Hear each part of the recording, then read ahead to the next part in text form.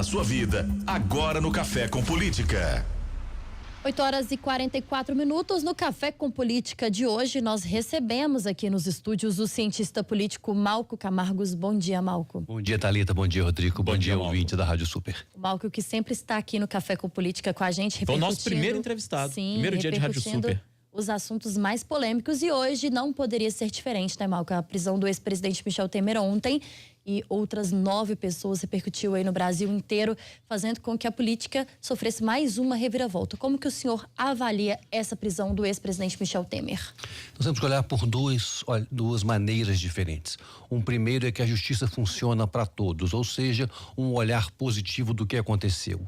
Ninguém pode continuar praticando os malfeitos desse país, que a lei vale para todos. Só que, de outro lado, há uma grande preocupação. Alguns homens da lei se colocam acima da lei para fazer valer a sua vontade. Isso é muito ruim para a democracia. Já era esperado que Temer fosse preso.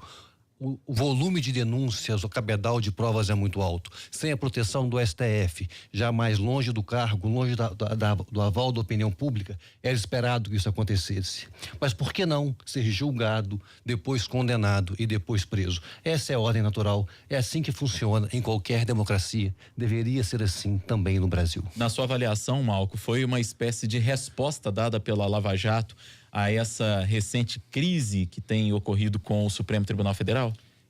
A resposta pode ser vista por mais do que a Lava Jato, né? É claro que a Lava Jato vem perdendo espaço nos últimos tempos, desde a saída de Moro, depois a questão do fundo criado por eles, que deixou uma certa deslegitimidade em relação a tudo que foi pensado e dito pela operação, mas há também algo estranho na relação entre Moro e Rodrigo Maia que justifica essa ação. É bom lembrar que um dos presos ontem é sogro de Rodrigo Maia, é sogro do presidente da Câmara, ou seja, é uma relação muito mais próxima, que está nos entremeios da política, do que está aos olhos do eleitor, com as claras no dia a dia.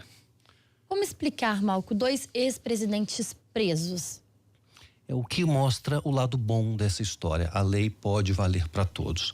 Agora tem que lembrar uma coisa: a política no Brasil, ontem, né, no próprio despacho do juiz pedindo a prisão do presidente Temer, ele fala em 40 anos de crimes cometidos.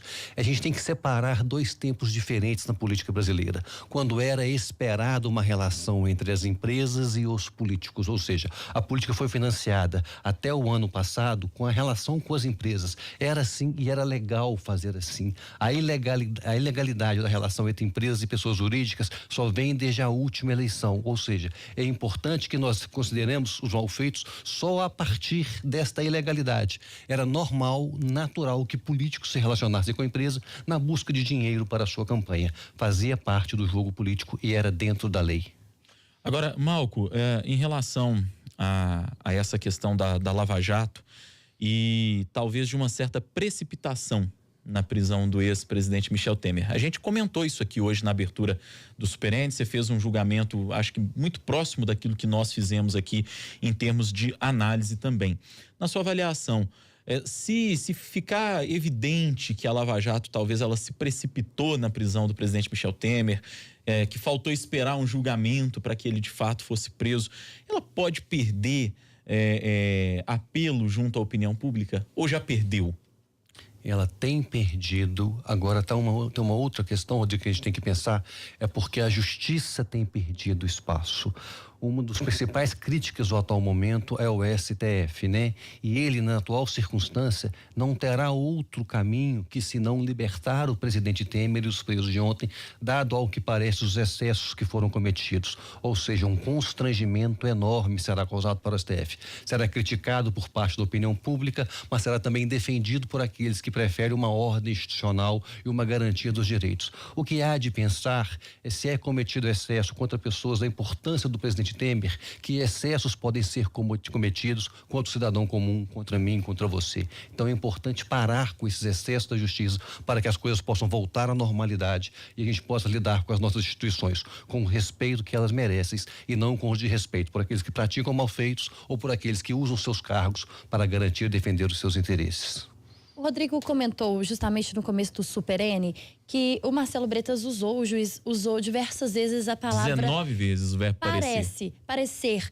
E Aí a gente fica se perguntando, o senhor tem criticado, né? Falou agora há pouco dessa questão do STF, enfim, da Lava Jato. O senhor acha que tem uma espetacularização muito mais depois, por exemplo, do Sérgio Moro, que ganhou mídia nacional, enfim, hoje atua como ministro. O senhor acha que o Marcelo Bretas, por exemplo, tenta ir por esse caminho, tomando essas decisões hoje, principalmente em relação ao Temer? Desde o início, a Lava Jato utilizou um recurso de tentar mobilizar a opinião pública para justificar as suas ações, às vezes sem a segurança jurídica a partir do nosso ordenamento. No momento que a opinião pública, nas redes sociais principalmente, aparece de forma muito atuante, né? Não há dúvidas que o brasileiro está cansado da corrupção, que o brasileiro quer uma nova política, uma política diferente. Agora, não quer dizer que essa nova política seja cometida ou guiada por excessos ou também por malfeitos. É importante voltar ao nosso ordenamento jurídico tradicional. É importante voltar ao respeito das práticas, tanto dos agentes que controlam a lei, quanto aqueles que devem cumprir a lei, para que a gente possa ter tranquilidade e serenidade para criar os avanços necessários. Nessa disputa pelo protagonismo político, fica claro, por exemplo, o que vai acontecer agora. É fundamental que a reforma da Previdência continuasse andando no Congresso. E esse tipo de fato, como o que aconteceu ontem, certamente atrasa ou mesmo coloca vários entraves que tornam isso difícil que o projeto possa tramitar na necessidade e no tempo que o mercado, que o Brasil espera. Que leitura a gente pode fazer, Malco, do fato de lulistas e bolsonaristas terem comemorado a prisão do ex-presidente Michel Temer? E quando eu falo bolsonaristas, até de posts por parte dos filhos do presidente. O próprio presidente declarou, a gente trouxe esse trecho hoje da fala do presidente do presidente Jair Bolsonaro lá no Chile, de que essa é uma questão da velha política, de acordo para a governabilidade que causou isso tudo. Um certo ar de comemoração a isso. Que tipo de avaliação podemos fazer? Eu acho que o que fica claro, alguns políticos ontem tentaram surfar na onda de tentar jogar para a plateia, de tentar não pensar nos cargos que ocupam, não pensar na responsabilidade que tem com este país e não só com seus eleitores, mas com a manutenção do ordenamento jurídico constitucional, e passam a tentar agradar uma opinião pública com sanha de justiça, querendo indiciamento e justiciamento a qualquer preço, mesmo que seja a revelia das nossas leis, a revelia da nossa Constituição. Quando isso vem de agentes importantes no Estado, dá um recado de muita preocupação. O próprio presidente Jair Bolsonaro ontem, na sua manifestação de colocar como sendo a prisão sendo responsável da ação, a articulação entre executivo e legislativo, ou seja, só aconteceu a prisão de Temer ou a corrupção no governo Temer devido à relação com o Congresso, não é verdade. O que o Congresso pede é a partilha do poder, é compartilhar poder, é compartilhar políticas públicas. Isso não necessariamente é compartilhar dinheiro, principalmente para fins pessoais. É importante que o Executivo atual compreenda isso. Essa tem sido a tônica do discurso do presidente Temer nos últimos tempos e é também um pouco do governador Zema aqui no estado de Minas Gerais. Agora, Malco, repercussões também no mercado financeiro e até dentro do Congresso, né? Porque há, segundo especialistas, possibilidade da reforma da Previdência, da votação da reforma da Previdência ser prejudicada justamente por causa da prisão do ex-presidente Michel Temer. Não há dúvidas que isso vai acontecer. Primeiro, pela indisposição entre o presidente da casa, Rodrigo Maia, e o executivo. Segundo, pelo tamanho do MDB. O MDB tem 30 deputados, ou seja, quase 8% da casa, uma quantidade de votos fundamental para o avanço da reforma. Então, a reforma que estava com a expectativa de ser aprovada nas duas casas até o mês de julho, dificilmente terá esse prazo acontecendo de agora em diante.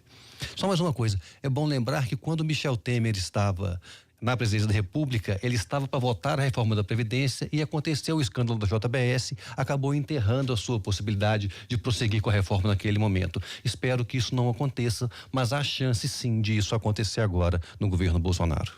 E certamente a gente vai ter mais desdobramentos a respeito disso. Bom, a gente está caminhando aqui pro fim do bate-papo com o Malco Camargos, mas o ouvinte que está nos acompanhando ao longo dessa semana já sabe que sempre no fim do Café com Política nós temos o debate pronto, quando a gente vai questionar, interpelar os nossos entrevistados aqui com perguntas objetivas e respostas igualmente objetivas.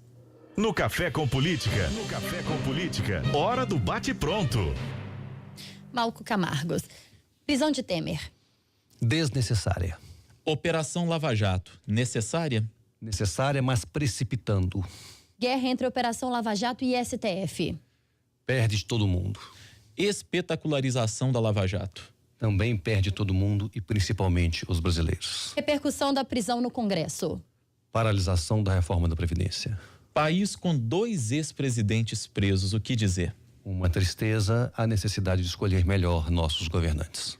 Conversamos com o cientista político Malco Camargos. Muito obrigada mais uma vez pela entrevista do senhor e por participar aqui com a gente do Café com Política. Sempre um prazer, um abraço a todos. É quase nosso sócio no Café com Política, não por acaso, foi nosso primeiro entrevistado aqui logo que estreamos a Rádio Super. Sempre um prazer recebê-lo aqui, Malco.